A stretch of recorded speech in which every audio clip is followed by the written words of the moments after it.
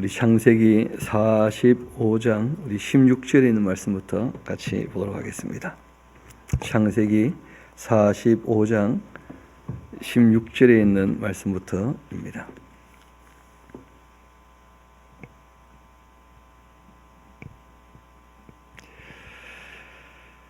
지난 시간 이 야곱이 자기의 막내 베냐민도 보냈고, 그리고 이제 20년 만에 요셉은 자기 막내를 만나게 되었죠, 그렇죠? 그리고는 막내만 원래 빼달려가 했는데 형들이 변화된 모습을 보면서 요셉도 충격을 받고, 자기 그 인생 20년 동안 풀리지 않던 수수께끼가 다 풀리면서 이 모든 것이 다 하나님께서 연출을 하신 내용이었구나, 그런 걸 다 깨닫고 이제 형들과 화해를 하고 그 아버지를 이제 모셔오려고 합니다. 우리 이어서 봅시다. 요셉의 형들이 왔다는 소문이 바로의 공에 들림에 바로와 그 신하들이 기뻐하고, 바로는 요셉에게 이르되 내 형들에게 명령하기를 너희는 이렇게 하여서 너희 양식을 싣고 가서 가나안 땅에 이르거든 너희 아버지와 너희 가족을 이끌고 내게로 오라. 내가 너희에게 애굽의 좋은 땅을 주리니 너희가 나라에 기름진 것을 먹을 것이다. 이제 명령을 받았으니 이렇게 하라. 너희는 애굽 땅에서 수레를 가져다가 너희 자녀와 아내를 태우고 너희 아버지를 모셔오라. 또 너희의 이 기구를 아끼지 말라. 온 애굽 땅의 좋은 것이 너희의 것임이니라. 이스라엘의 아들들이 그대로 할세 요셉이 바로의 명령대로 그들에게 수레를 주고 길 양식을 주며 또 그들에게 다 각기 옷 한 벌씩을 주되 베냐민에게는 은 300과 옷 5벌을 주고, 그가 또 이와 같이 그 아버지에게 보내되 순하기 열필에 애굽의 아름다운 물품을 실리고 암나기 열필에는 아버지에게 길에서 드릴 곡식과 떡과 양식을 실리고, 이에 형들을 돌려보내며 그들에게 부탁을 합니다. 당신들은 길에서 다투지 마십시오 하고 이제 특별히 부탁을 해요. 이런 거 보면 요셉이 막내 같습니까? 맞이 같습니까?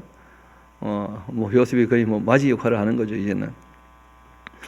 형들에게 다투지 마시라. 왜냐하면 요셉의 일 때문에 서로 누가 잘했니 못했니 그때 네가 더 잘못했다 또 시끄러울 수 있거든요. 다투지 말라 그렇게 부탁을 해요. 그들이 애굽에서 올라와 가나안 땅으로 들어가서 아버지 야곱에게 이르러 알리에 이르되 요셉이 지금까지 살아 있어서 애굽 땅 총리가 되었더이다. 야곱이 그들의 그 말을 믿지 못하여 어리둥절 그렇게 하는데, 참 야곱 입장에서는 요셉이 살아 있다는 말 믿기 어려운 얘기죠, 그렇죠? 게다가 또 애굽 땅의 총리가 되었다는데 더 믿기 어렵죠. 죽은 줄 알았는데. 그들이 또 요셉이 자기들에게 부탁한 모든 말로 그들에게 말하며 그들의 아버지 야곱은 요셉이 자기를 태우려고 보낸 수리를 보고서야 기원이 소생하게 됩니다. 그리고 이제 이 이스라엘이 이런 말을 하죠. 조카도다. 여러분, 잃게 되면 잃으리로다 하고 모든 것을 다 내려놨을 때 비로소 이제 이분에게 족한 것이 무엇인지 깨닫게 되어지고 정말 하나님께서 만족해 하시는 거죠. 여러분 잘 아시는 것처럼 이 야곱이라는 사람은 누구하고도 이 평화가 안 되는 사람이에요. 샬롬이 없죠. 진짜 로 샬롬이라. 자기 형하고도 자기 아버지하고도 또 자기가 20년 동안 일했던 사촌하고도 자기 장인하고도 또 자기 부인들하고도 가만 보면, 그리고 또 자기 아들들하고도, 심지어는 하나님하고도 샬롬이 됩니까? 하나님하고도 싸웁니까? 하나님하고도 씨름하는 사람이거든요. 그런데 그렇게 했던 이유가 뭐냐면 움켜잡으려고. 베델에서 하나님을 만났을 때에도 나에게 여기 돌아오게 할 때 먹을 양식을 주시고 입을 옷을 주시고 풍성케 해서 돌아오게 하신다면 하나님은 나의 하나님이 되실 것이고 내가 11조를 바치겠다 그런 식으로 얘기를 했거든요. 또 외삼촌 집에 있을 때에도 20년 동안 일했을 때 봉사하는 마음 이런 게 전혀 아니었거든요. 자기에게 뭔가 대가가 있으니까 그걸 위해서 열심히 일했던 거예요. 그런데 문제는 그렇게 열심히 일해가지고 움켜잡았는데 그게 다 자기 거라고 생각했는데 하나님보다 자기에게 더 중요한 게 너무 많았던 거예요. 이 야곱이라는 사람에게는. 그러니까 하나님께서 라헬, 너 라헬을 너무 좋아하는구나. 하나님께서 라헬을 제일 먼저 데리고 가시죠, 그렇죠? 또 장자였던 르우벤은 서모 빌라로 또 강간하면서 또 이 시몬과 레위는 또 이 세겜성 사람들을 그 할례하라 해놓고 거짓으로 다 죽여버리고, 또 12명 아들 중에 딸 하나 있는데 그 디나 또 강간당하고, 그리고 뭐 유다가 좀 인간 될까 싶었는데 유다는 집 나가버리죠. 그 이유는 제일 아끼던 요셉을 팔아먹었기 때문이죠. 너무 요셉을 아끼고 사랑했는데 그 요셉이 없어졌어요. 그 유일하게 남은 게 이제 두 가지가 있죠. 하나는 뭐냐면 베냐민, 나머지 하나는 그래도 먹고 살 길이 있으니까 근근히 이어져 가는데, 그 풍년 이후에 2년 정도 흉년이 되니까 이제는 양식도 아무것도 없는 거예요. 유일하게 하나 마음 붙이고 사는 게 베냐민이거든요. 그런데 결국 이제 그 아들들이 와가지고 양식을 살려면 베냐민이 필요하다 이렇게 얘기하니까, 그때 이제 이 야곱이 여태까지 안 했던 말을 하는 것이거든요.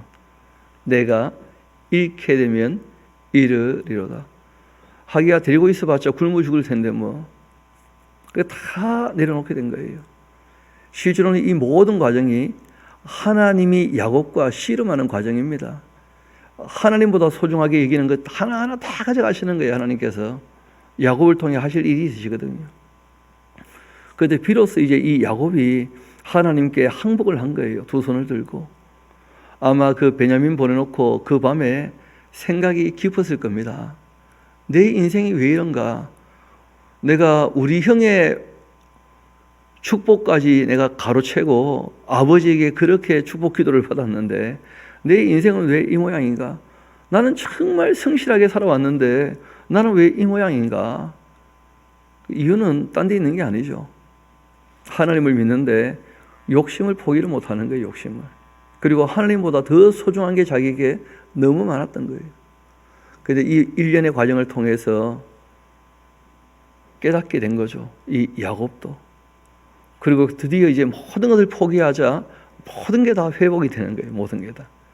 저도 뭐 아직은 짧게 살았습니다만은 하나님을 의지하고 하나님의 뜻을 따라 사는 게 가장 복된 것 같아요. 내가 뭘 하려고 아웅다웅하고 움켜잡고 해가지고는 뭐 좀 생겼다 싶어도 전혀 평안도 없는 것이고 관계도 깨어지는 것이고 다 그런 것이거든요. 이 야곱이라는 사람이 그렇게 하나님 앞에 무릎을 꿇고 모든 것을 다 내려놓았을 때 하나님이 모든 걸 다 하나하나 회복시켜 주시죠. 그래서 이 야곱이 깨닫게 됩니다. 조카도다. 내 아들 요셉이 지금까지 살아있으니 내가 죽기 전에 가서 그를 보겠다. 이스라엘이 모든 소유를 이끌고 떠나 브엘세바에 이르러 그 아버지 이삭의 하나님께 희생 제사를 드렸습니다. 하나님께 제사를 한 거죠. 그 밤에 하나님의 그 이상 중에 이스라엘에게 나타나 이르시되 야곱아 야곱아 그렇게 하시는지라. 야곱이 이르되 내가 여기 있나이다. 그렇게 했더니 하나님께서 말씀하시죠. 나는 하나님이라 너의 아버지의 하나님이니 애굽으로 내려가기를 두려워하지 말아라. 내가 거기에서 너로 큰 민족을 이루게 하겠다. 아브라함에게 말씀하셨던 그 약속을 다시 야곱에게 이어서 하시는 것이죠. 4대 만에 그 땅에 들어가게 되어지고 거기서 큰 민족이 되어지고 이 아무리 사람의 족속이 죄악이 관영하면 이제 가나안 땅을 너희 후손에게 주겠다 하고 창세기 15장에 아브라함과 약속했지 않습니까? 그러니까 이제 그때가 되었다는 거예요. 이 애굽에 들어가는 것을 두려워하지 마라. 내가 그 애굽 거기서 너로 큰 민족을 이루게 하겠다. 또 내가 너와 함께 애굽으로 내려가겠다. 나는 가나안에 있는 신이 아니다 그런 거예요. 하나님은 말 그대로 무소부재하신 분이시죠. 여러분 이 당시의 신의 개념은 지역을 관장하는 신들이에요. 다 사람들이 만든 신이니까 자기 민족을 위한 신이니까 자기 땅에서만 힘을 내는 신들이죠. 다. 그러니까 바깥쪽에서는 힘을 못 쓴다고 생각을 하는 것이죠. 하나님은 굉장히 잘못되었다는 것입니다. 그래서 우리가 하나님에 대한 얘기를 할 때 그 5가지는 꼭 기억해야 된다는 말씀드렸던 거 기억나실 겁니다. 그렇죠? 하나님은 스스로 계시는 분이시고 전지전능한 분이시고 무소부지한 분이시고 영원히 변치 않으신 분이시고 성부와 성자와 성령 삼위일체로 계시는 그 하나님을 우리가 하나님으로 섬기는 거예요.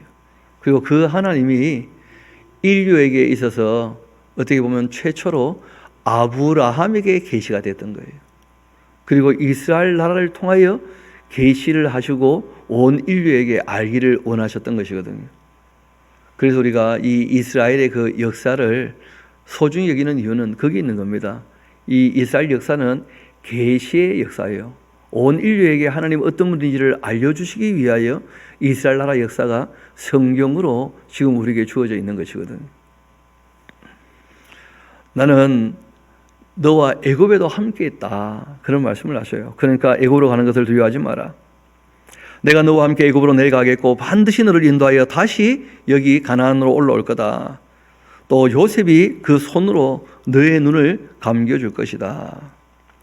야곱이 브리세바에서 떠날 새 이스라엘의 아들들이 바로가 그를 태우려고 보낸 수레에 자기들의 아버지 야곱과 자기들의 처자들을 태우고 그들의 가축과 가나안 땅에서 얻은 재물을 이끌었으며 야곱과 그의 자손들이 다 함께 애굽으로 갔고 이와 같이 야곱이 그 아들과 손자들과 딸들과 손녀들 곧 그 모든 자손을 데리고 애굽으로 갔더라.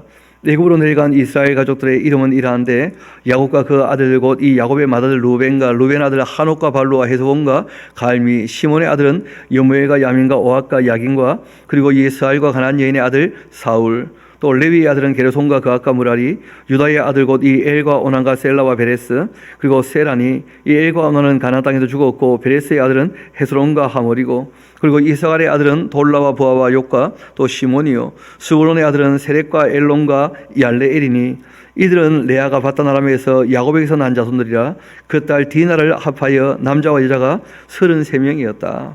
또 가세 아들은 시병과 학기와 수니와 에스본과 이 예리와 아로디아와 또 알렐리요 아셀의 아들은 임나와 이스와와 이 이스위와 또 브리아와 그의 그 누이 세라며 또 브리아의 그 아들은 헤벨과 말게리니 이들은 라반이 그들의 딸 레아에게 준 그 실바가 야곱에게 낳은 자손들이니 모두 16명이라. 이 야곱의 아내 라헬의 아들 곧 이 요셉과 베냐민이고 애굽 땅에서 온의 제사장 보디베라의 딸 이 아스나치 요셉에게 낳았던 문하세와 에브라임이고 베냐민의 아들 곧 이 벨라와 베겔과 이스벨과 또 게라와 나아만과 이 에이와 로스와 뭇빈과 훗빈과 그리고 이 아로시니 이들은 라헬이 야곱에서 낳은 자손들이니 모두 14명이고 단의 아들은 후심이고 납달리 아들 곧 이 야셀과 구니와 예셀과 또 실렘이라. 이들은 라반이 그의 딸 라헬에게서 준 빌라가 야곱에게 낳은 자손들이니 모두 7명이라.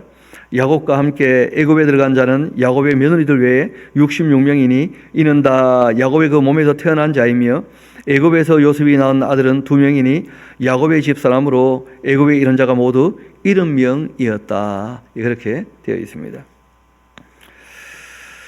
그리고 이 야곱이 유다를 요셉에게 미리 보내어서 자기를 고센으로 인도하게 하고 다 고센 땅에 이르니 요셉이 그 수레를 갖추고 고센으로 올라가서 그 아버지 이스라엘을 맞으며 그에게 보이고 그의 목을 어긋맞춰 안고 얼마 동안 함께 울었다는 거예요.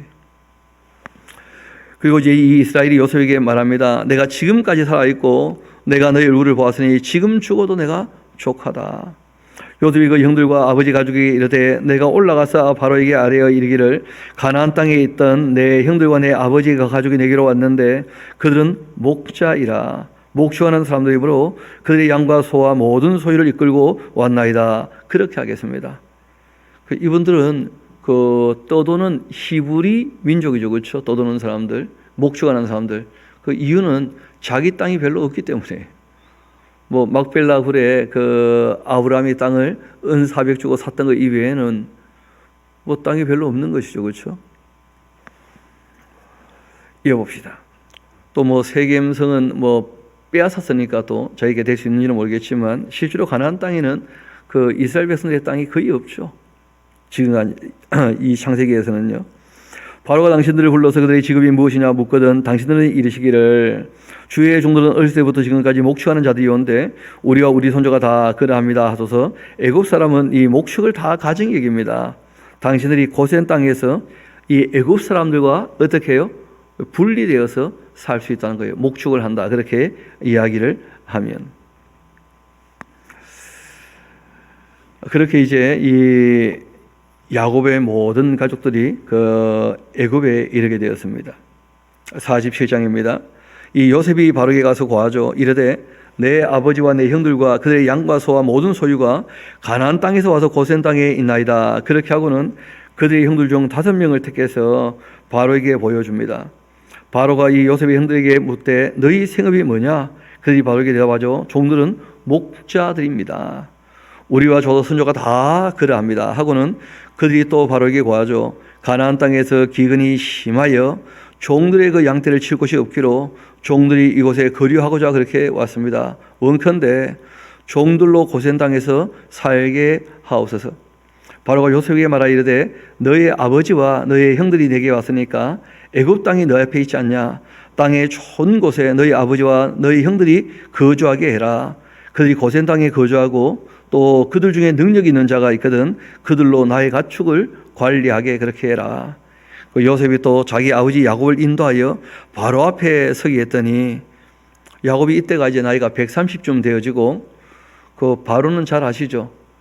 그 요셉이 총리가 될 때가 10대였으니까 10대 초반이었으니까 지금 뭐 그러고 세월이 10년쯤밖에 안 지났지 않습니까? 흉년 7년, 흉년 2년 뭐 그런 것이니까요. 그러니까 아직 20대 초반이죠. 뭐 10대 후반에 20대 초반쯤 되었어요. 그러니까 이 당연히 야곱이 이제 어른이시니까 그 복을 빌어줍니다. 야곱이 바로에게 축복을 했어요. 그리고 야곱이 바로에게 근데 이 바로가 야곱에게 뭘 물어봐요. 뭘 물어보느냐 하면 너 나이가 대체 몇 살이나 되었냐 이런 걸 물어봐요. 이런 거 적어놓으세요. 버릇없다. 얘가 아직 너무 어리니까 너무 철이 없죠. 너무. 이건 보통 그 총리의 아버지를 만나면 뭘 물어봅니까?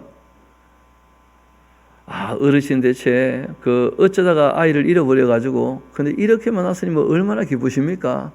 아니면 대체 이 어릴 때 어떻게 양육했길래 이렇게 위대한 인물이 되었습니까? 뭐 그렇게 덕담을 보통 할 텐데 아마 그 야곱 얼굴을 보니까 야곱이 500살은 넘어 보였던 모양이라 사람이 워낙 인생이 찌들어가지고 얼마나 고생을 했는지. 좀 늘 다투는 사람은 그 얼굴이 평온하지 않거든요. 그러니까 뭐 이 바로가 봤을 때 도무지 그 사람처럼 안 보였던 모양이에요. 대체 나이가 몇 살이나 되셨는가 이런 걸 물어봐요. 그 야곱이 한마디 합니다. 바로에게 내 나그네의 길의 세월이 130년입니다. 내 나이가 얼마 못 되니 우리 조상의 나그네의 길의 연주에 미치지 못하나 줄쳐놓으셔야겠죠. 험악한 세월을 보내온 나이다. 누구 탓입니까? 자기 탓이죠. 여러분 그 다투는 사람은 인생이 그 험악합니다. 살아가는 것 자체가 다. 그 평화를 만드는 사람은요. 그 평화를 만들어 가니까 평온한 거죠. 그래서 예수님께서 부탁을 하시는 거예요. 세상은 서로 욕심 때문에 싸우는데 너희들만큼이라도 소금의 역할을 좀 해라. 그 평화를 좀 만들어 가라는 거예요. 평안을. 또 세상 사람들은 다 못됐고 악할 텐데 너희들만큼은 좀 착하게 살아라. 빛된 삶을 좀 살아라. 그렇게 부탁하신 것이거든요. 소금으로 빛으로 살아가라. 여러분 실제로 예수님께서 전능하신 분 아닙니까? 그런데 예수님께서 강포를 행하셨다면 예수님을 핍박하는 사람들 다 끝장나는 거 아니에요.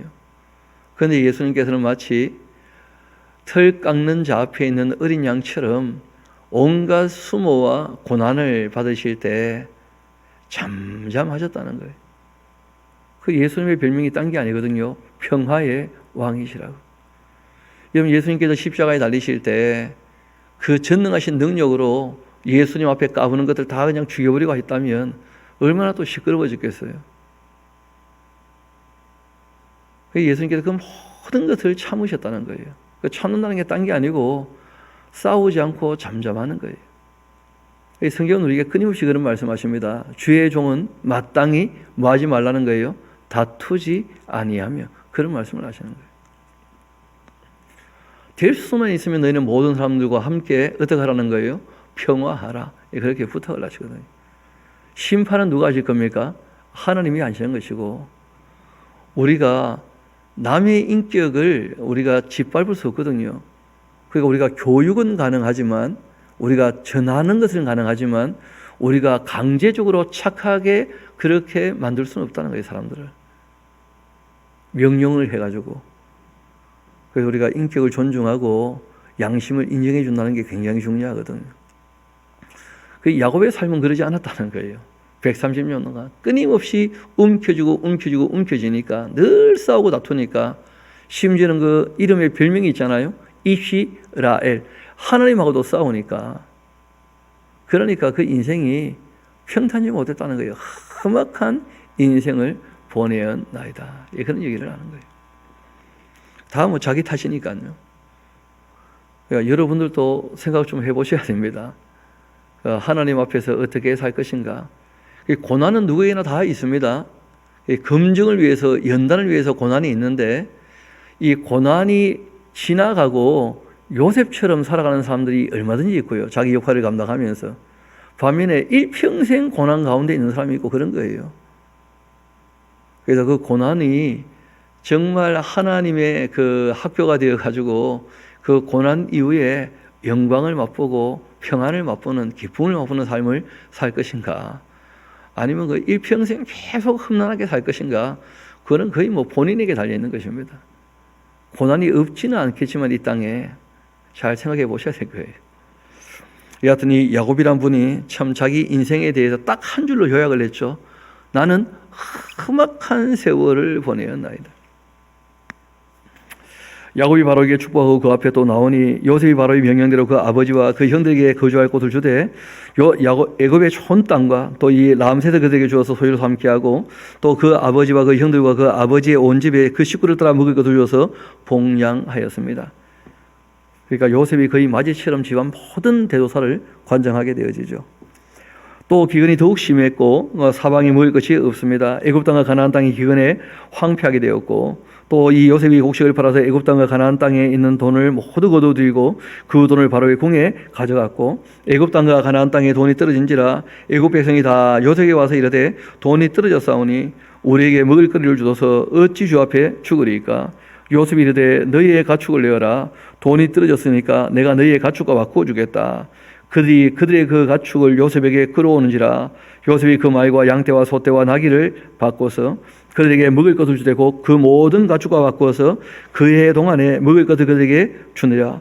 그 해가 다가오고 또 새해가 되매 무리가 요셉에게 와서 그에게 말하되 우리가 주께 숨기지 아니하나이다. 우리의 돈은 다 했고 우리의 가축대가 주께로 돌아갔사오니 주께 낼 것이 아무것도 남지 않습니다. 우리의 몸과 토지뿐입니다.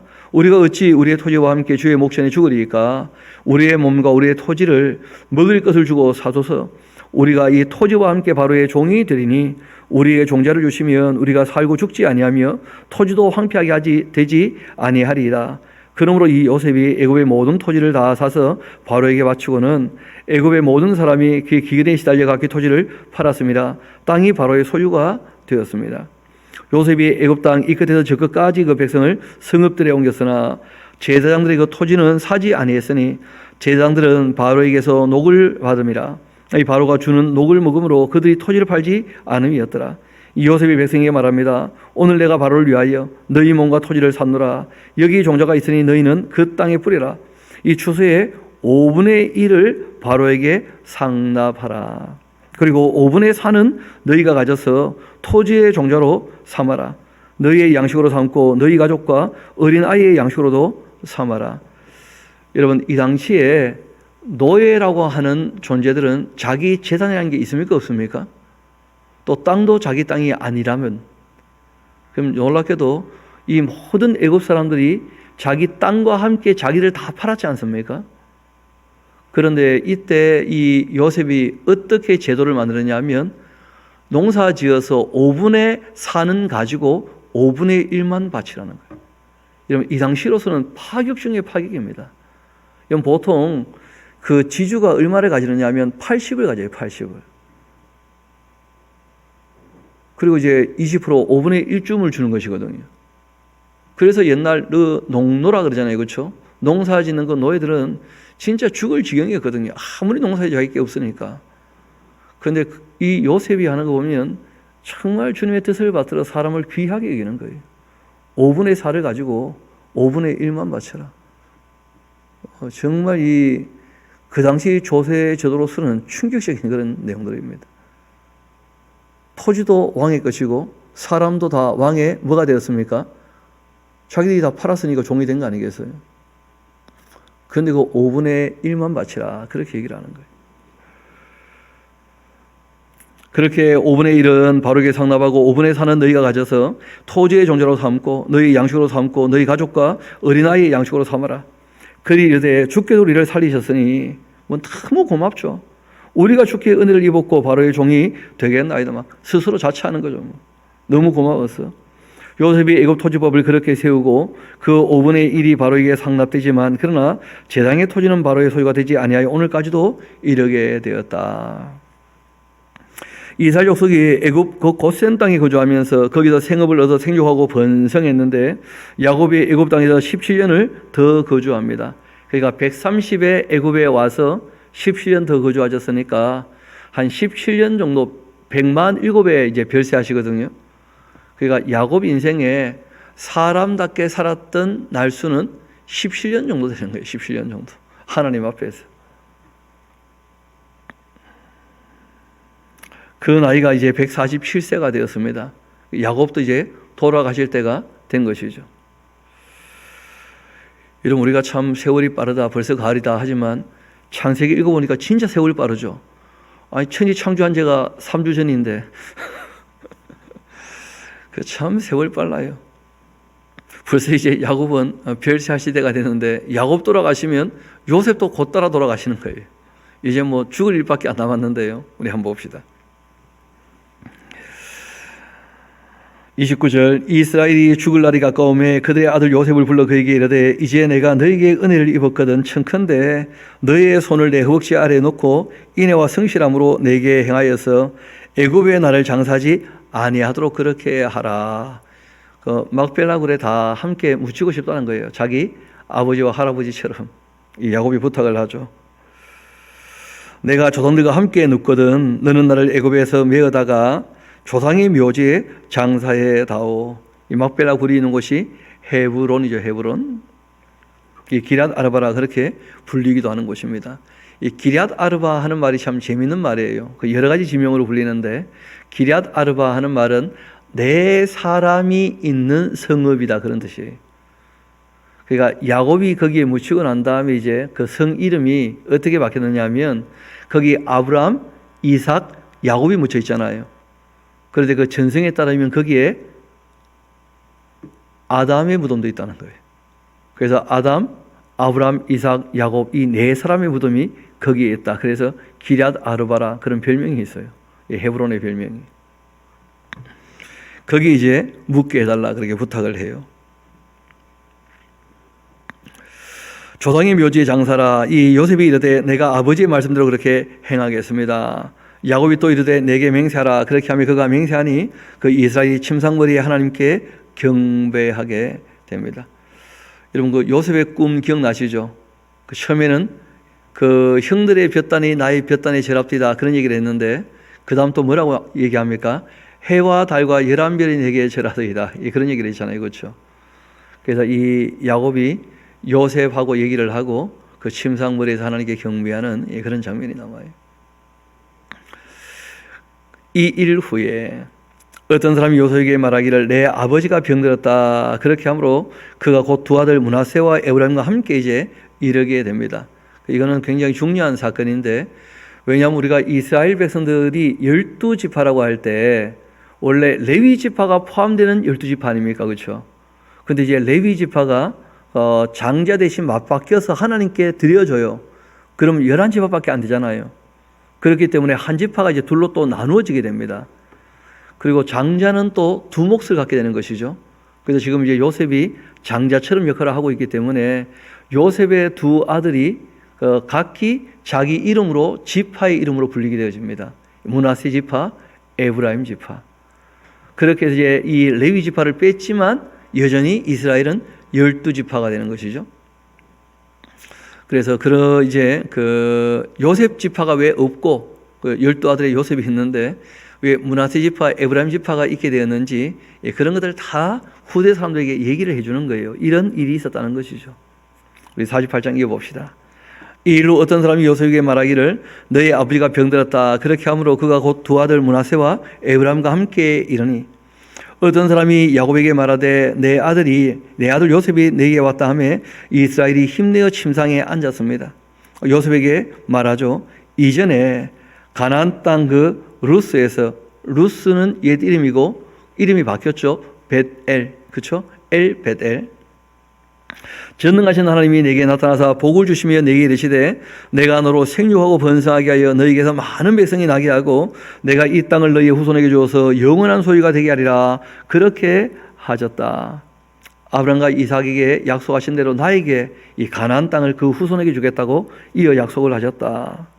내가 애굽으로 와서 너희에게 이르기 전 애굽에서 너가 낳았던 두 아들 에브라임과 므낫세는 내 것이 될 것이다. 내 것이. 그 너의 아들이 아니고 내 아들이 되는 거다. 손자가 아니고 루벤과 시몬처럼 내 것이 될 것이다.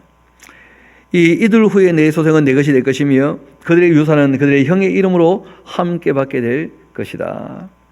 너에게 대하여는 내가 이전에 밧단에서 올 때 라헬이 나를 따르는 도중 가나안 땅에서 죽었는데 그곳은 에브라까지의 길이 아직도 먼 곳이라 내가 거기서 그를 에브라길에 장사했는데 이 에브라는 곧 베들레헴이라는 곳이죠.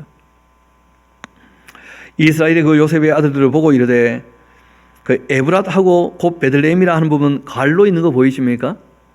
그러니까 이거는 원어에는 기록이 안 돼 있는데 후대에 누가 에브랏 하면 사람들이 잘 모를 거니까 그 당시에 널리 알려진 지명을 일부러 설명으로 덧붙인 거예요.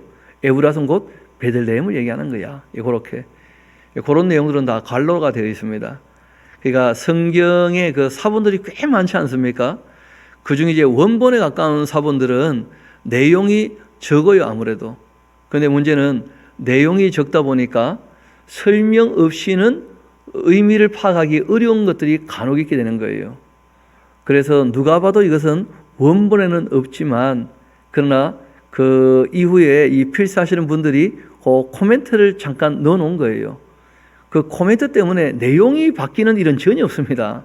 이 코멘트 때문에 내용이 더 확실하게 되는 거예요. 확실하게. 끄끔새나 관로 같은 것이 그 끄끔새는 후대에 첨가된 내용이고 이 관로는 누가 코멘트를 해놓은 거예요. 그래서 이걸 빼지 않고 일부러 남겨두기로 한 겁니다. 왜냐하면 우리도 읽을 때 많은 도움이 되기 때문이죠. 더 말씀을 확실히 알게 되는 것이니까. 우리가 하나님 말씀에 변개함이 없다, 정황무오하다라고 할 때는 전제가 있어요. 우리의 신앙, 그러니까 하나님을 우리가 바르게 알고 하나님을 우러러 보는 데 있어서는 지금 우리가 가지고 있는 성경도 정황무오하고 유일한 책입니다. 그리고 또 성도들의 신앙인으로서의 생활에 대해서는 정황무오하고 유일한 법칙이에요. 그럴 때 우리가 정황무오하다 하고 얘기를 하는 것이고 실상 이것이 원본은 없고 다 사본이 되어지고 번역이 되어지면서 그 아시는 것처럼 단어 대 단어로 다 번역이 될 수 없고 또 옮겨 적을 때 이제 그 토시나 이런 것들이 조금 문제가 생겨가지고 또 지명은 또 세월이 지나면 바뀌지 않습니까? 또 표기라든지 발음이라는 것도 꽤 많이 바뀌는 수가 있거든요. 그래서 그런 부분들로 말미암아 일어나는 고장 같은 게 성경에 좀 나와요. 사람 이름이나 아니면 숫자라든지, 왜냐하면 그 당시에는 또 아라비아 숫자가 없었으니까. 그리고 또 그 지명이라든지 이런 것들은 그 명료하지 않은 부분들이 간혹 있어요. 그래서 바울도 그런 얘기 하죠. 족보 그 사람 이름들 너무 따지지 않았으면 좋겠다. 이 신하나 족보에 참여하다 보면 그 원래 하고자 하시는 말씀을 알아듣지 못하게 되어지니까 그 성경을 연구하고 공부하는 것, 그건 뭐 잘하는 일인데, 그러나 그 신하나 족보에는 참여하지 마라. 이렇게 부탁하는 그런 내용들을 디도에게도 다 하는 것을 볼 수 있습니다. 그래서 우리가 하나님 말씀이 정황무오하다.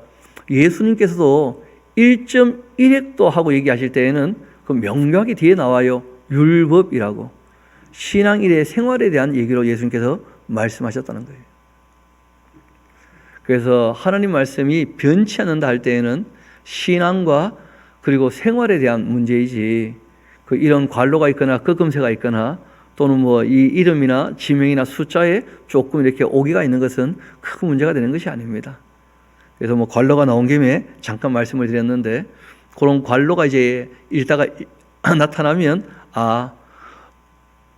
어떤 이 서기관인지는 모르겠지만 누군가가 옮겨 적으실 때 후대 사람들 좀 쉽게 알아들으라고 코멘트를 조금 하셨구나. 뭐 그런 정도 우리가 이해하면 어렵지 않습니다. 저희들은 뭐 그 모든 것도 다 성령님의 감동으로 된 것이라고 저희는 믿죠. 저자는 성령님이고 기자는 사람이었다 하는 걸 꼭 염두에 두시면 별로 어렵지 않을 겁니다. 이어봅시다. 이스라엘이 요셉의 아들들을 보고 이르되 이들은 또 누구냐? 8절이죠. 9절. 요셉이 그 아버지께 말합니다. 이는 하나님이 여기서 내게 주신 아들들입니다. 아버지가 이르되 그들을 데리고 내 앞으로 나오라. 내가 그들에게 축복하겠다. 이 축복할 때 축자가 빌축자죠. 그렇죠? 그러니까 축복은 하나님이 하시는 게 아닙니다. 축복은 사람이 하는 거예요. 하나님 앞에 누구를 위하여 복을 비는 것이죠. 하나님은 강복, 복을 내려주시는 분이셔요. 복의 근원이시니까. 근데 우리가 그냥 언어를 그 일상적으로 쓸 때 그냥 하나님 축복하여 주옵소서 이렇게 이제 얘기를 써버리니까 이게 굳어져 버렸는데 그거는 원래 그 의미하고는 좀 다르게 쓰이는 겁니다. 하나님이 어디 가서 복을 빌 데가 없잖아요. 그렇죠? 하나님은 복을 내려주시는 분이시고 우리가 다른 일을 위하여 복을 빌 수가 있는 것이죠. 그래서 이 야곱이 그 요셉의 아들을 위하여 축복하는 거예요. 이삭이 야곱을 축복했던 것처럼 이 축복은 사람이 하는 것이다. 하나님은 복을 내려주시는 분이시다. 이스라엘의 그 눈이 나이로 말미암아 어두워서 보지 못하고 요셉이 또 두 아들을 이끌어 아버지 앞으로 나아가니까 이 이스라엘이 그들에게 입 맞추고 그들을 안고 요셉에게 말합니다. 내가 너희 얼굴을 보리라고는 생각지도 못했는데 하나님께서 나에게 너희의 자손까지도 보게 하셨구나. 요셉이 아버지의 무릎 사이에 두 아들을 물러나게 하고 땅에 엎드려 절하고 오른손으로는 에브라임을 이스라엘의 그 왼손을 향하게 하고 왼손으로는 이 므낫세를 이스라엘 오른손으로 향하게 해서 마주보고 있으니까 그러니까 이제 이 요셉 입장에서는 오른쪽이면 이 야곱 입장에서는 왼쪽이겠죠. 그렇죠? 그렇게 이제 데리고 와서 아들들을 아버지 오른쪽에는 첫째를 아버지 왼쪽에는 둘째를 이렇게 둔 거예요. 므낫세하고 에브라임을. 그런데 이 이스라엘이 오른손을 펴서는 오히려 찾아 에브라임의 머리에 얹고 왼손을 펴서는 므낫세의 머리에 얹는 겁니다. 므낫세가 장자인데 그 팔을 엇받고 이렇게 얹는 거예요. 그리고 요셉을 위해서 축복을 하는 겁니다. 이르되 내 조부 아브라함과 아버지 이삭이 섬기던 하나님, 나의 출생으로부터 지금까지 나를 길러주신 하나님. 여러분 이게 놀라운 신앙 고백이죠. 그러니까 이분도 자기의 고난의 모든 이 세월이 이해가 된 거예요. 자기가 좀 괴팍했지 않습니까? 너무 욕심을 부리고. 그런데 여기 지금 이르러 보니까 하나님께서 나를 어떻게 하셨다는 거예요? 길러 주신 것이다. 그 모든 고난 때문에 자신이 어떻게 된 겁니까? 자라게 되었다는 거예요. 나를 길러 주신 하나님. 이분이 자기 인생에 대한 이 고백을 할 때에는 험악한 인생을 보냈다 얘기를 하는데 신앙으로 고백할 때에는 이분의 자세가 바뀐 거예요. 17년 지나면서 이분의 생각이 많이 바뀌었죠. 하나님께서 나를 어떻게 하셨다고요? 길러 주셨다. 많이 바뀐 거예요. 나를 모든 환난에서 건져주신 여호와의 그 사자께서 이 아이들에게 복을 주시오며 또 이들로 내 이름과 내 조상 아브라함과 또 이삭의 이름으로 칭하게 하시오며 이들이 세상에서 번식되게 하기를 원하나이다. 그런데 좀 메모하십시오. 기도는 말을 많이 하는 게 아니다. 성경에 나오는 기도문 보면 그리 긴 기도문이 없다는 거예요. 정말 성경은 우리에게 그 예수님도 똑같이 말씀하시는데 이방인들은 왜 중언부언하느냐 하면 말을 많이 해야 듣는다고 오해를 하니까 말 많이 하는데 하나님 아버지께는 그렇게 하면 안 된다. 너희가 구하기 전에 이스라엘 그들 다 아시니까 하시면서 기도문을 하나 우리에게 모범으로 알려주셨거든요. 그 기도문도 가만 보시면 아주 짧아요. 장황하게 말 많이 하는 게 기도가 아니라는 거예요. 기도는 우리가 쉬지 않고 하는 것인데 깨어서 늘 하나님을 바라보면서 그 각성된 인격으로 정말 깨끗한 양심으로 주님의 뜻을 따라 살기 위하여 애쓰는 모든 것이 다 기도예요, 기도. 요셉이 그 아버지가 오른손을 그 에브라임의 머리에 얹는 것을 보고 기뻐하여 하지 않고 그 아버지의 손을 들어서 에브라임의 머리에서 이 므낫세의 머리로 옮기고자 합니다. 그 아버지에게 이르되 아버지여 그리 마옵소서 이는 장자가 아닙니까? 그 오른손을 그 머리에 얹어서 그렇게 했으나 그 아버지가 허락지 않습니다. 그리고 한마디 하는 거죠. 나도 안다. 내 아들아 나도 안다. 그도 한 족속이 되고 그 므낫세 그도 크게 되겠지만은 그 아우 에브라임은 그보다 큰 자가 될 거고 그 자손이 여러 민족을 이룰 것이다. 하나님께서 뭘 보여주신 모양이에요. 그렇죠? 그러면서 이어 이야기합니다. 그날에 그들에게 축복하 이르되 이 이스라엘이 너로 말미암아 축복하기를 하나님이 너에게 에브라임 같고 므낫세 같게 하리라고 하여 이 에브라임을 므낫세보다 앞세웠다는 거예요. 그 이스라엘이 요셉에게 또 말합니다. 나는 죽지만 그러나 하나님이 너희와 함께 계시다 너희를 인도하여 너희 조상의 땅으로 돌아가게 하시려니와 내가 너희에게 너희 형제보다 세겜 땅을 더 주었나니 이는 내가 내 칼과 활로 이 아모리 족속의 손에서 빼앗은 것이다. 그렇게 얘기를 하는 거예요.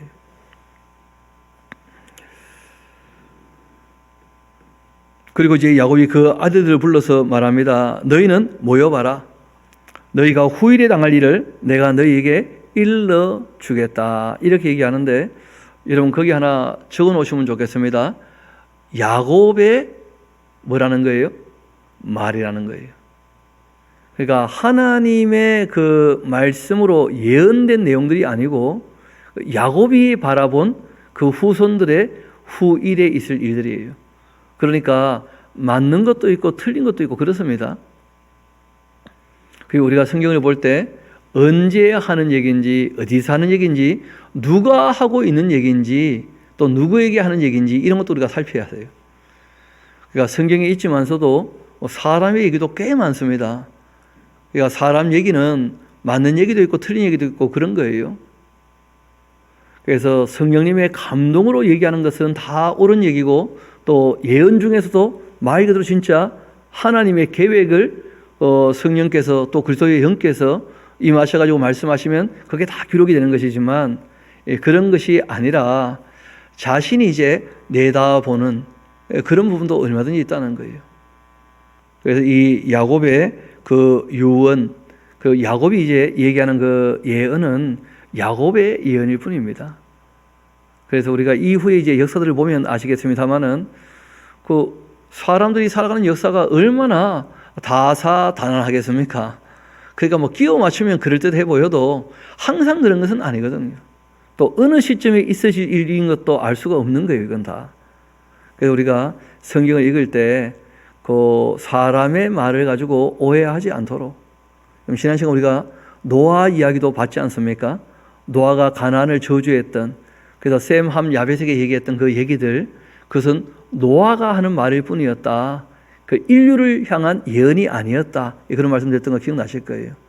또 인류가 살아갈 때 그 셈족, 함족, 야벳족도 엎치락 뒤치락 하면서 여기까지 온 거 아니에요. 그렇죠? 또 앞으로 어떻게 될지도 모르는 것이고. 그러니까 어느 시점에 이루어질지에 대하여 얘기가 되어 있지 않은 것인데 그게 하나님 말씀처럼 그렇게 적용하는 것은 무리가 있다는 거예요. 그래서 성경에 있지만서도 심지어는 사탄이 한 말도 있어요. 그렇지 않습니까? 먹어라, 너 결코 죽지 아니하리라.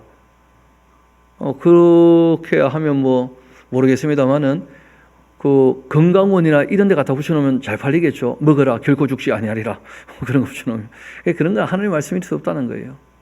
또 우리가 뭐 내 시작은 미약하였으나 내 나중은 심히 창대하리라. 성경에 있지만서도 그는 욥기에 욥의 친구였던 빌닷이라는 사람이 얘기를 했던 것이었는데 이후에 하나님의 평가가 반드시 나와요. 뭐라고 말씀하셨냐면 이 엘리바스나 빌닷이나 소발, 욥의 친구들이 했던 말은 다 잘못됐다는 거예요. 하나님 말씀은. 욥의 말은 옳은 말이지만 하나님이 잘못되었다고 얘기했던 그 말 중에 빌다시의 말이 있는 것이거든요. 그런데 그런 것을 무슨 성군 줄 알고 그 어디다 적어놓고 너희 시작은 미약하였으나 내 나중은 창대하리라 하면서 그렇게 얘기하는 것은 성경을 심히 잘못 인용하는 거예요. 그거는 성구가 아니고 욕심이겠죠. 누구나 다 나중에 잘 되기를 바라지 않겠어요? 그래서 그런 식으로 성경을 인용하는 것은 굉장히 잘못되었다. 누가 하는 말씀인지, 누구에게 하시는 말씀인지, 이 사실관계를 파악하는 것이 중요하다 하는 말씀을 드립니다. 이 야곱이 이렇게 얘기하는 이유가 있었다는 거예요. 왜냐하면 자기 부요조, 자기 아버지가 자기를 위하여 복을 빌었잖아요. 그런데 아버지의 그 바람대로 되었습니까? 안 되었습니까? 자기 인생을 보니까 안 되었지 않습니까? 그러니까 내가 너희들에게 어떤 얘기를 할 때에는 너희들 싹수를 보고 내가 얘기를 하겠다. 그런 얘기를 하는 거예요. 여태까지 이제 이 야곱이 자기 아이들하고 겪어보니까 이 아이들은 이런 성품이니까 그 자손들은 이렇게 될 것 같아 하고 얘기하는 것 정도입니다. 한번 봅시다. 그런지 안 그런지. 너희는 모여 들으라. 야곱의 아들들아, 너희 아버지 이스라엘에게 들으라. 르우벤아, 너는 내 장자고 내 능적이고 내 기력의 시작인데 위풍이 월등하고 권능이 탁월하다마는 너가 아주 욕정이 물이 끓는 것 같아서 너는 탁월하지 못하리니 너가 아버지 침상에 올라 들이었음이라. 그가 내 침상에 올랐었도다. 뭐 그런 거예요. 르우벤에게 대해서. 시몬과 레위, 그 형제 아닙니까? 그들의 그 칼은 폭력의 도구였다. 그러니까 남을 속이고 피를 흘렸잖아요. 그렇죠? 내 오나 그들의 모의에 상관하지 마라. 내 영광과 그들의 그 집회에 참여하지 마라. 그들이 그들의 분노대로 사람을 죽였고 그들이 혈기대로 소의 발목 힘줄을 끊었다. 그 노염이 혹독하니까 저주를 오히려 받게 될 거다. 그 남을 죽이면 안 된다는 거예요. 함부로. 성경은 일관되게 말씀하십니다. 남의 억울한 피를 흘리면 그 피 흘린 자의 피가 아니면 대속이 없는 거예요. 그런 정도로 얘기를 하는 겁니다. 너희가 억울한 피를 너무 많이 흘렸으니까 너희는 오히려 저주를 받게 될 거다. 분기가 맹렬하니 저주받게 될 거다. 내가 그들을 야곱 중에서 나누며 또 이스라엘 중에서 흩을 거다. 그렇게 얘기를 한 거예요. 유다야, 유다는 너무 착했죠. 아버지를 확실히 속였잖아요. 동생을 팔아먹고. 그런데 집 나갔다가 깨닫고 돌아와서는 정말 이 변화된 사람으로 아버지를 잘 생겼으니까. 그래서 유다에 대한 얘기는 길어요. 그 유다를 얘기할 때 이런 얘기까지 합니다. 유다는 사자새끼인데 너는 내 형제의 찬송이 될 것이다. 내 손이 내 원수의 목을 잡을 거고 내 아버지 아들들이 너희 앞에 절할 거다. 유다는 사자새끼인데 내 아들아 너는 움킨 것을 짚고 올라갔도다. 근데 그가 엎드리고 웅크림이 수자 같고 암사자 같으니 누가 그를 범할 수가 있겠는가. 규가 유다를 떠나지 않고 통치자의 그 지팡이가 그 발 사이에 떠나지 아니하기를 실로가 오시기까지 이르게 될 텐데 그에게 모든 백성이 복종하리로다 하면서 유다 지파는 그 통치하게 되는 것처럼 그렇게 얘기를 하는 거예요. 그리고 그 나귀를 그 포도나무에 매며 그 암나귀 새끼를 아름다운 포도나무에 맬 것이고 또 그 옷을 포도주에 빨며 그 복장을 포도즙에 빨리로다. 그 눈은 포도주로 인하여 붉겠고 그 이는 우유로 말미암아 희리로다 하면서 유다에 대해서는 참 많은 얘기를 했습니다. 그리고 또 한 번 거기 10절 같이 한번 가봅시다. 이 규라고 하는 것이 통치자의 지팡이죠. 그 규가 유다를 떠나지 않고 통치자의 그 지팡이가 그 발 사이에 떠나지 않는데 실로가 오시기까지 그렇게 돼 있지 않습니까? 근데 한번 물어봅시다. 우리가 보통 실로는 그 메시아 예수님의 별명으로 보통 보기도 하는데 유다 지파가 예수님 오기 전까지 계속 이어졌습니까? 아니면 586년도에 시드기야로 끝났습니까? 시드기야로 끝났잖아요. 그래서 이런 이 야곱의 그 이야기가 하나님께서 주시는 그런 예언의 말씀하고는 다르다는 거예요. 바램 정도로 지금 얘기를 하는 거예요. 그래서 그 루벤, 시몬, 또 이 레위, 그 못된 것들은 잘 안 될 거고 유다 너무 착하니까 잘 될 거야. 뭐 그런 얘기를 하는 거예요. 이어봅시다. 스불론은 해변에 거주할 텐데 그곳은 이 베메는 해변이라 그 경계는 시돈까지라. 그리고 이사가는 양이 우리 사이에 꿇어앉은 건장한 낙이다. 그는 쉴 곳을 보고 좋게 여기며 토지를 보고 아름답게 여기고 어깨에 내려 짐 메고 이 앞지 아래에 섬기려다. 단은 이스라엘 한 집과 같이 그 백성을 심판할 텐데, 이 단은 그 이름의 뜻이 그 단, 이 심판이에요, 심판. 단은 길섭의 뱀인데 새끼의 독사로다. 말굽을 물어 그 탄자를 뒤로 떨어지게 하리로다. 여호와여, 나는 주의 구원을 기다리고 있습니다. 갓은 그 군대의 추격을 받으나 도리어 그 뒤를 추격하리로다. 아셀에게서 나는 먹을 것은 기름진 것이라 그는 왕의 수라상을 차리게 될 거다. 납달리는 노인 암사슴이라 아름다운 소리를 바라는도다. 요셉은 무성한 가지고 네 샘 곁에 무성한 가지라 그 가지가 담을 넘었도다. 활 쏘는 자가 그를 학대하여 적개심을 가지고 그를 쏘았지만은 그러나 요셉의 활은 도리어 굳세며 그의 팔은 힘이 있으니 이는 야곱의 젖는 자 이스라엘의 반석이 목자의 손을 힘입음이라. 그 요셉은 죽은 줄 알았다가 다시 만났잖아요, 그렇죠? 그래서 이제 그런 얘기를 쭉 하는 거예요. 그 활 쏘는 자가 이 요셉을 학대해서 죽인 줄 알았는데, 그런데 요셉의 활이 오히려 도리어 굳건하게 되었다 하면서. 그러니까 요셉도 할 말이 많죠. 이 야곱 입장에서는 특별히 사랑하는 아들이니까요. 너희 아버지 하나님께로 말미암나니 그는 너를 도우실 것이고 전능자로 말미암나니 그가 너에게 복을 주실 것이라. 위로 하늘의 복과 아래로 기쁨 샘의 복과 젖먹이는 복과 태의 복이로다. 그리고 26절을 이제 잘 보시라는 거예요. 너희 아버지의 축복이 너희 손주의 축복보다 어떻다는 거예요? 더 낫다는 거예요. 영원한 산이 함없음 같이 이 축복이 요셉의 머리로 돌아오며 그 형제 중 뛰어난 자의 그 종수로 돌아올 것이다. 베냐민은 물어뜯는 일인데 아침에는 빼앗는 것을 먹고 저녁에는 옮긴 것을 나누게 될 것이다. 이들이 이제 이스라엘 12지파인데 이같이, 그 다음도 중요합니다. 그들의 아버지가 그들에게 말을 하고 그들에게 축복했는데 곧 그들 각 사람의 무엇대로요? 분량대로. 그러니까 이 야곱이 아들들 싹수를 보면서 얘기를 한 것 정도이지 이게 무슨 대단한 예언이나 그런 게 아니라는 거예요. 그가 그들에게 명하이르되 내가 내 조상들에게로 돌아가리니 나를 햇사람과 에브론의 밭에 있는 굴에 우리 주 손조와 함께 장사하라. 이 굴은 가나안 땅이 마므리아 막벨라 밭에 있는 것이라. 아브라함이 햇사람 에브론에게서 밭과 함께 사서 그 매장지를 삼았으므로 아브라함과 그의 아내 사라가 거기 장사되었고 이삭과 그의 아내 리브가도 거기 장사되었고 나도. 놀라운 얘기는 라헬이 아니라 누구라는 거예요? 레아를 그곳에 장사했다는 거예요. 그러니까 이 야곱이 마지막에 묻힐 때는 누구와 함께 묻힙니까? 레아와 함께. 이 밭과 또 거기 있는 굴은 헷 사람에게서 산 것이라. 이 야곱이 그 아들에게 명하기를 마치고 그 발을 침상에 모으고 숨을 거두니 그의 백성에게로 돌아갔더라. 요셉이 그 아버지 얼굴에 굽으려 울고 입 맞추고 그 수중둔 의인에게 명하여 아버지의 몸을 향으로 처리하게 하며 의원이 이스라엘에게 그대로 하되 40일이 걸렸고 향으로 처리한 데는 인할수가 걸림이며 애굽 사람은 70일 동안 그를 위하여 고하였습니다. 곡하는 기간이 지나고 이 요셉이 바로의 궁에서 말하여 이르되 내가 너희에게 은혜를 입었으면 원컨대 바로의 귀에 아뢰기를 우리 아버지가 나로 맹세하게 하여 이르되 내가 죽거든 가나안 땅에 내가 파놓은 묘실에 나를 장사라 그렇게 하였나니 나로 올라가서 아버지를 장사하게 하소서. 내가 다시 돌아오겠습니다. 그렇게 하라 했더니 이 바로가 이르되 그가 내게 시킨 맹세대로 올라가서 너희 아버지를 장사하라. 요셉이 자기 아버지를 장사로 올라가니 이 바로의 모든 신하와 바로의 궁의 원로들과 애굽 땅의 모든 원로와 요셉의 온 집과 또 그의 형제들과 그 아버지의 집이 그와 함께 올라가고 그의 그 어린아이들과 양떼와 소떼만 고세 땅에 남겼고 병과 기병이 요셉을 따라 올라갔고 그때가 심히 컸더라. 그들이 요단강 건너편 아닥 타작마당에 이르러 거기서 크게 울며 애통하며 요셉이 아버지를 위하여 7일 동안 애곡하였더니 그 땅 거민 가나안 백성들이 아닥 마당의 그 애통을 보고 이르되 이는 애굽 사람의 큰 애통이라. 그렇게 해서 그 땅 이름을 아벨 미츠라임이라 그렇게 했습니다. 그 아벨 미스라임이란 말은 가나안 땅에 애굽 사람들이 와가지고 크게 울었다는 거예요.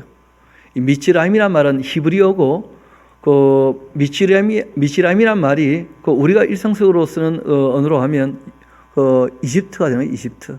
그 똑같은 말입니다.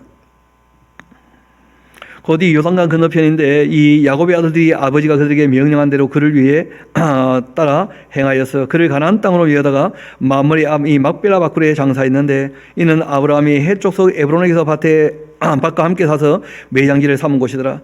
요셉이 아버지를 장사한 후에 자기 형제와 호상꾼과 함께 애굽으로 돌아왔는데 그 요셉의 형제들이요 그들의 그 아버지가 죽었음을 보고 말하되 요셉이 혹시 우리를 미워하여 우리가 그에게 행한 모든 악을 다 갚지나 아니할까? 참 사람의 심리가 그렇죠. 그 자기들이 죄를 지어서 요셉이 다 용서했지 않습니까? 그런데도 그것이 전부 트라우마로 남아있는 거예요. 그러니까 아버지가 살아계실 때는 아버지 때문에 우리를 해코지 안 했는데 아버지가 돌아가시고 이제 우리를 또 요셉이 해코지 하지 않겠나 하는 그런 두려움이 오는 거예요. 여러분, 아무리 용서를 했다 하더라도 용서를 수용하지 않으면 그러면 그의 것이 안 되는 거예요. 이런 하나님께서 그 아들의 피로 우리의 죄값을 치르셨거든요. 그런데 그게 안 믿어지는 사람은요, 관계를 맺어갈 수 없는 거예요. 하나님 하실 일은 하나님께서 다 하셨는데 그것을 믿음으로 받아들이지 아니하면 그 사람의 것이 아니라는 거예요.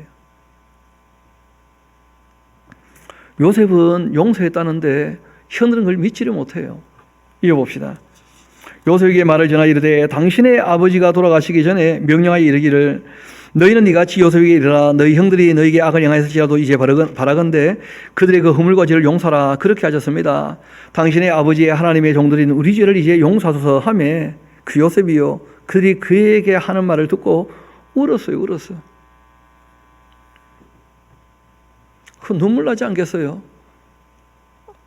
요셉은 용서했다는데 이미 그 17년 전에 다 끝난 얘기 아닙니까? 그런데 그걸 다시 들추어내서 또 얘기를 하니까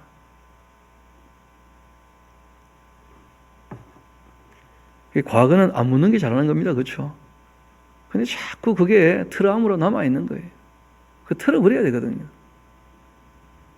용서했으면 잊어버려야 되고 용서받았으면 계속 고마워하면 되는 거예요. 그냥.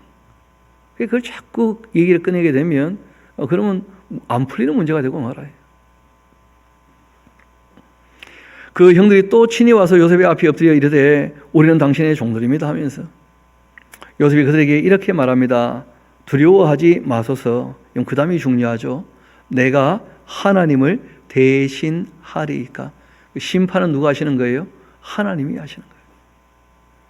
우리는 서로 용서하고 용서받으며 살자는 거예요. 이게 요셉의 삶의 자세였죠. 이미 요셉은 오래전에 자기 첫째 아들을 놓으면서 므낫세 뭐예요? 잊어버리자.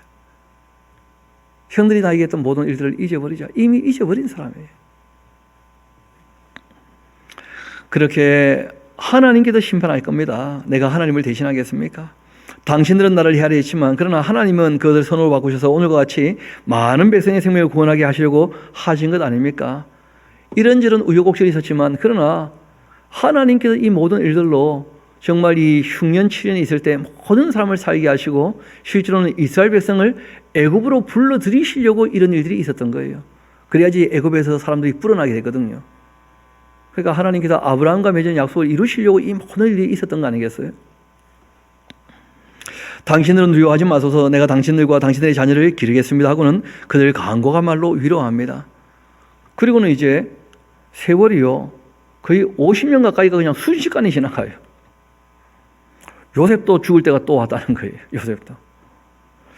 요셉이 그 아버지의 가족과 함께 애굽에 거주하여 110세를 살았고 에브라임의 자손 3대를 보았고 므낫세의 아들 마길의 아들들도 요셉의 스라에서 양육되었는데 요셉이 그 형제들에게 이르되 나는 죽을 것이나 그러나 하나님이 당신들을 돌보시고 당신들을 이 땅에서 인도하여내사 아브라함과 이삭과 야곱에게 맹세하신 땅에 이르게 하시라. 그렇게 하고는 요셉이 또 이스라엘 자손에게 맹세를 시킵니다. 이르되 하나님이 반드시 당신들을 돌보시리니 당신들은 여기서 내 해골을 메고 올라가겠다. 그렇게 하십시오. 요셉이 100세에 죽고 그들이 그 몸에 이 향기를 놓고 애굽에서 입간되었고 그리고 이제 바라기는 자기도 어떻게 되기를 원하는 거예요? 가나안 땅으로 가기를. 실제로는 이 요셉의 그 무덤을 볼 때마다 이스라엘 백성들은 뭘 배우는 거예요? 우리는 가나안 땅으로 돌아가야 한다. 하나님께서 우리 조상들과 약속을 하신 것이 있다. 뭐 그런 것이죠. 하나님이 창조하시고 선악과를 앞에 두고 아담에게 부탁하시기를 이것을 먹는 날 내가 정령 죽으리라 말씀하셨는데 그 말씀을 어겨서 죽음이 끊임없이 이제 인간들에게 오게 되었는데 창세기 마지막 내용이 뭐냐면 요셉의 관 뚜껑에 못질하면서 끝나요. 정령 죽으리라. 그래서 하나님께서 말씀하신 그대로 다 되었다는 걸 꼭 기억하셔야 됩니다. 하나님 말씀하신 대로 죄를 지은 인간들이 흙에서 왔으니까 흙으로 돌아간다면, 예수님께서 말씀하신 대로 나는 부활이요 생명이니 나를 믿는 자는 죽어도 살겠고 살아서 나를 믿는 자는 영원히 죽지 아니하리라 하신 말씀도 말씀하신 대로 이루어질 줄 믿습니다. 우리 하나님 말씀은 하나도 땅에 떨어지지 않고 다 이루어질 것이니까요. 우리 개인적으로 조용히 기도하도록 하시겠습니다.